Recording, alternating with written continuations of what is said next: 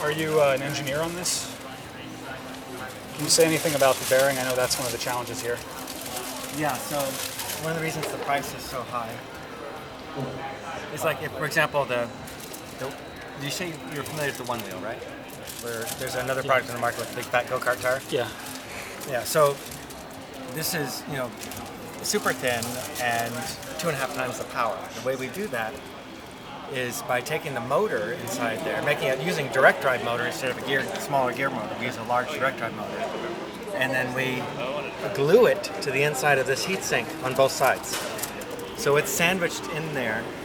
Now, because we did that to get the heat out of the motor and the power up, that pushed our bearing out to here. So now we have these expensive ring bearings. So the bearings are right behind this little cover.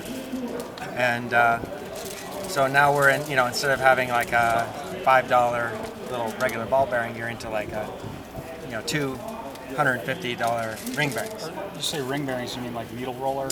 Not needle roller. They're the same. They're exact same thing. It's a little ball in the middle of two races. Okay. It's just that they're carved out of a piece of steel this big instead of a piece of steel this big. Cool. So this is the unique part of it. And yeah. So a lot of the cost is in here. It's kind of sandwiched in the plate here. Yeah, and then the battery's in the plate, and then a lot of lighting, and then visual. Are these 18/6 it feels about that thickness? These are 26/6. Yeah, so we've kind of created an illusion of a thinner deck than it really is. It definitely looks thinner than it is. Yeah. So that's why we kind of tapered it off. Cool. So there's no handheld anything here. It's entirely done Segway style. That's really the fun part of it. Is that your hands are completely free. And it's not so much that you don't have something in your hand, it's that you don't have to process being balanced.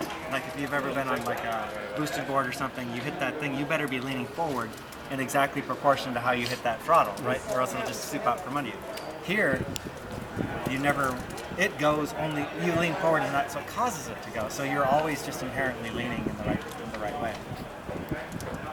I see Lost in his